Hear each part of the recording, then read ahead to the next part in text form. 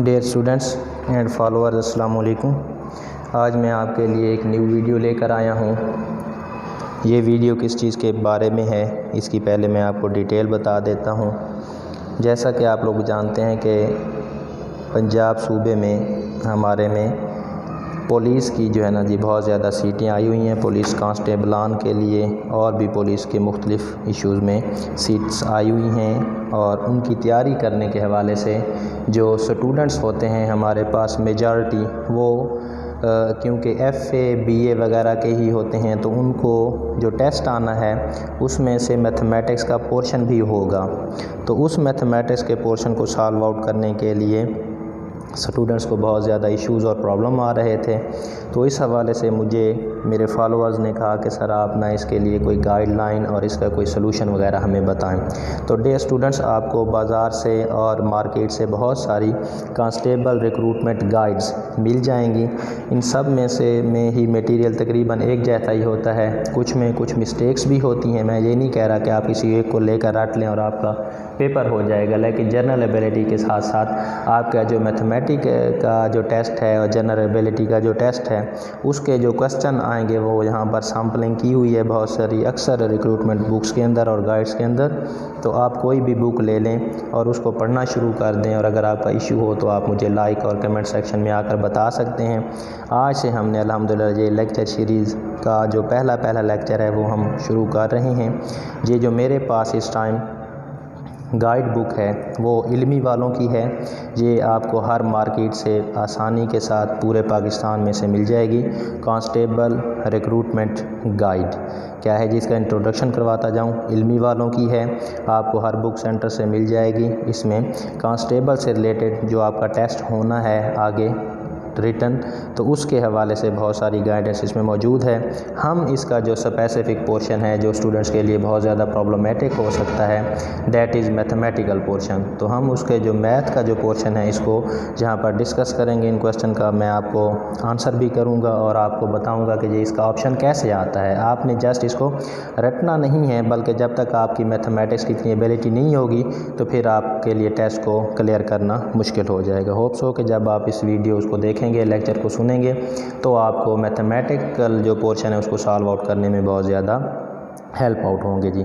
तो शुरू करते हैं जी विदाउट वेस्टिंग एनी टाइम। आप काइंडली मेरे इस चैनल को सब्सक्राइब भी करें, लाइक करें, और आगे जो आपके दोस्त हैं, फ्रेंड्स हैं, जो फैमिली मेम्बर्स हैं जिन्होंने पुलिस कांस्टेबल के लिए अप्लाई किया हुआ है, तो उनको लाजमी कहें कि मेरे चैनल को सब्सक्राइब कर लें। तो शुरू करते हैं जी कांस्टेबल रिक्रूटमेंट गाइड। इसमें जो मैथमेटिक्स पोर्शन है वो पेज नंबर 163 से शुरू हो रहा है। ये है जी math general ability test and quantitative के मैथमेटिक्स की जो जनरल एबिलिटी टेस्ट है, जो क्वांटिटेटिव पोर्शन आना है वो आपका यहीं से बनेगा। इस तरह के ही क्वेश्चन होंगे, तो आज हम इनको सॉल्व आउट करते हैं जी। ये टोटल हमारे पास 314 क्वेश्चन है टोटल, और इनको हम डेली इंशाल्लाह जितने भी हो सके मैक्सिमम की कोशिश करेंगे कि हो जाएं, तो हम इनको अपलोड करेंगे, आपको समझा भी देंगे। तो without any wasting time question number 1 से स्टार्ट करते हैं। आपका पहला जो है ना जी सेट से रिलेटेड क्वेश्चन आए हुए हैं। तो यहाँ पर क्या कहता है कि सेट उन्होंने दिया हुआ है डियर स्टूडेंट्स 1 2 3 to 10 तक का रुकन कौन सा अदद है। अब हमने बताना है कि इस सेट के जो एलिमेंट हैं वो कौन कौन से हैं।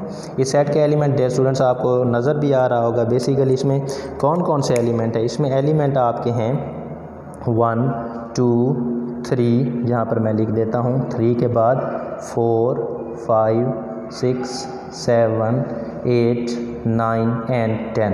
तो ये एलिमेंट है, मतलब 1 से लेकर 10 तक आपके पास एलिमेंट है सेट के अंदर। तो आपके पास जो एलिमेंट जहाँ पर बिलोंग करता है या जो रुकन है उस सेट का आपने वो लिख देना है। तो कौन सा रुकन है जी, क्या 0 ऑप्शन ए पे दिया गया है 0, option B -1, option C 1 and option D -10। 0 भी नहीं है, -1 भी नहीं है, -10 भी नहीं है, तो क्या है जी 1, जहाँ पर पहला एलिमेंट जो है वो आपका 1 है। So option C is correct. Okay, so option C is your correct answer.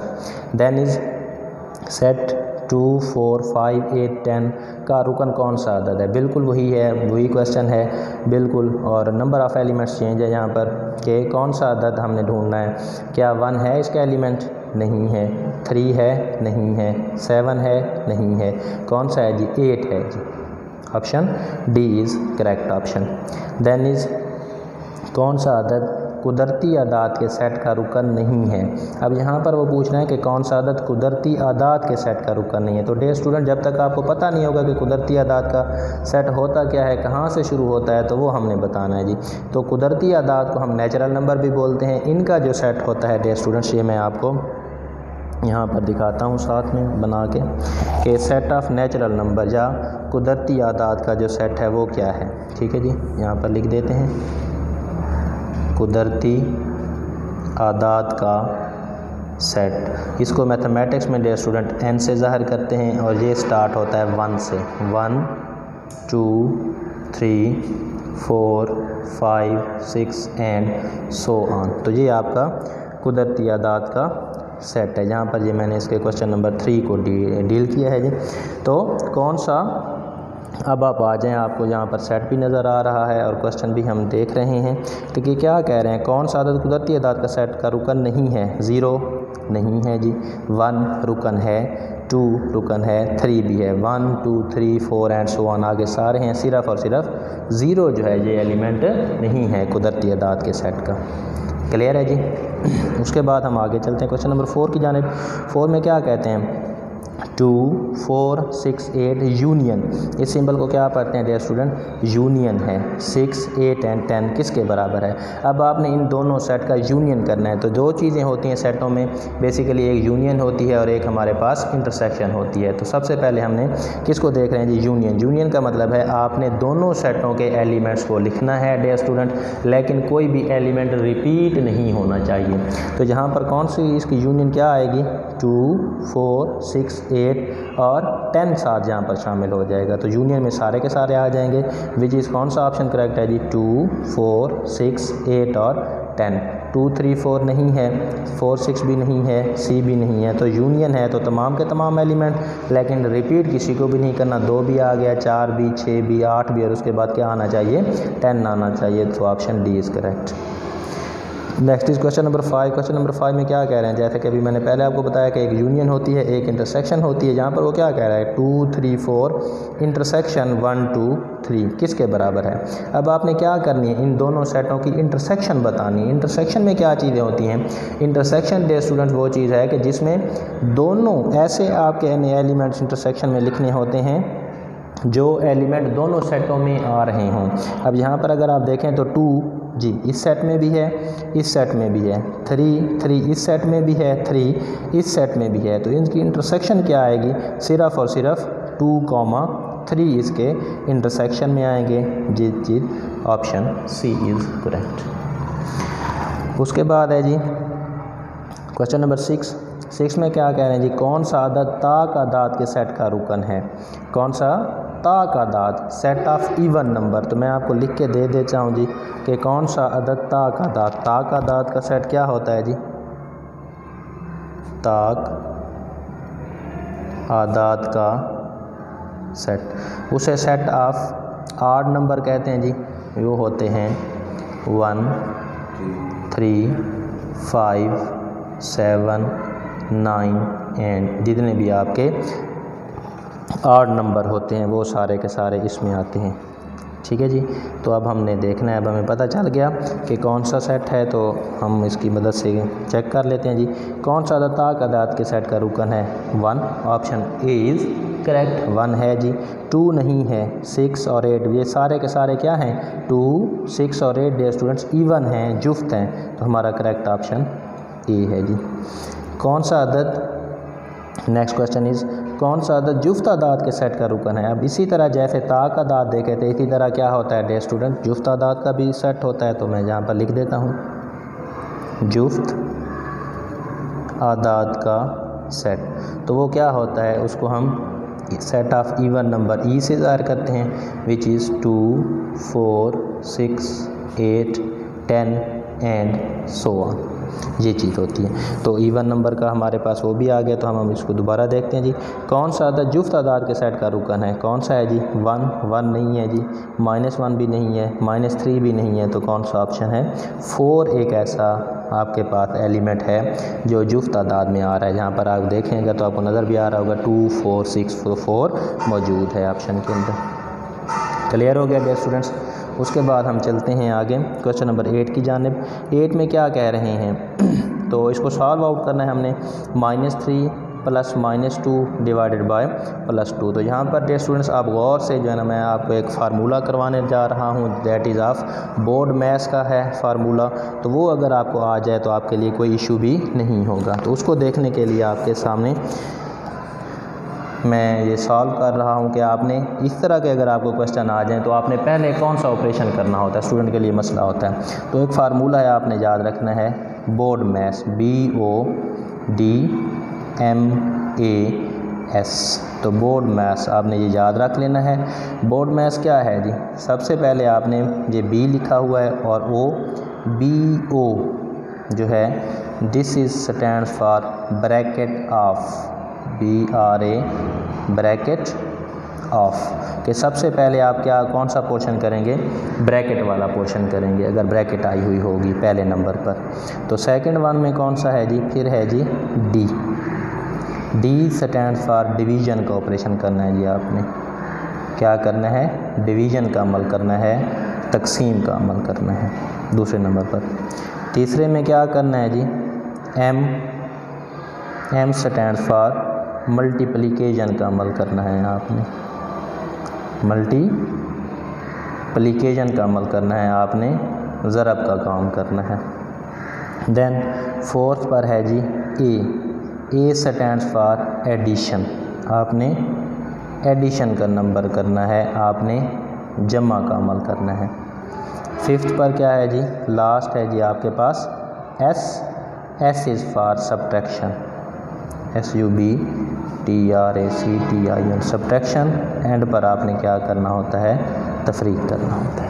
इसको आपने याद रख लेना है बोर्ड मैथ्स को, ठीक है। तो ये बार बार यूज़ होगा, मैं दोबारा बता देता हूँ।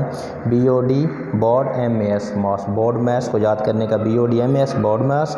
Board maths is equal to BO stand for bracket of के सबसे पहले आपने जो ब्रैकेट वाला हिस्सा होगा, अमूमन करली ब्रैकेट या जिन्हें हम दरमियाने ब्रैकेट कहते हैं, वो दिए होते हैं, उसको सॉल्व करना है जो दरमियाने ब्रैकेट में हिस्सा आया हुआ होगा। उसके बाद दूसरे नंबर पर डिवीज़न, फिर मल्टीप्लिकेशन, फिर एडिशन और एट द लास्ट सब्ट्रैक्शन करनी है। क्लियर हो गया।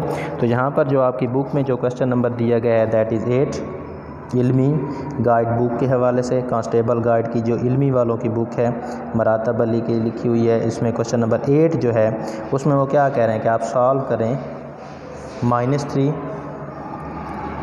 Multiplied by -2 divided by +2। तो अब आप देखते जाएं, सबसे पहले आपने कौन सा अमल करना है जी? बोर्ड मैथ्स को ज़रा मद्देनज़र रखते जाएं। तो सबसे पहले ब्रैकेट ऑफ, तो यहाँ पर ब्रैकेट हैं ही नहीं, करली ब्रैकेट्स नहीं हैं, तो हम उसको सॉल्व, वो तो चला गया। सेकंड नंबर पर क्या है? डिवीज़न। तो डिवीज़न जहाँ पर आई हुई है तो आप डिवीज़न का अमल करेंगे जी। -3 मल्टीप्लाइड बाय किसको किसके साथ करेंगे जी? -2 डिवीज़न को ऐसे लिखा जा सकता है ओवर +2। जो दो ऑपरेटर आए हुए हैं, ऑपरेंड आए हुए हैं एक ऑपरेटर के साथ, उनको आपने मिलाकर सॉल्व कर लेना है। तो क्या आंसर आ जाएगा जी? That is equal to -3 multiplied by क्या चीज़ आ जाएगी? 2 डिवाइडेड बाय 2, 2 के साथ 2 कैंसिल, -1 बच जाएगा। नेक्स्ट क्या चीज़ कह रहे हैं जी? अब इनको आपने मल्टीप्लाई कर देना है। तो डे स्टूडेंट सिंबल के साथ सिंबल मल्टीप्लाई होता है, माइनस माइनस क्या हो जाता है? प्लस हो जाता है। 3 × 1 3। सो आपका आंसर इज़ +3 लिख दें या ओनली 3 लिख दें, it is your answer. Got it. उसके बाद क्वेश्चन नंबर 9 है जी। 9 में क्या कह रहे हैं? 9 में वो कह रहा है -AB डिवाइडेड बाय -A। आपने क्या करना है? सिंपल डिवीज़न एक ही ऑपरेशन है तो एक ही होगा, -AB डिवाइडेड बाय बटा -A करेंगे। माइनस के साथ their student minus cancel, A के साथ A कैंसिल, your answer will be B is your correct option. Got it? Then is question number 10.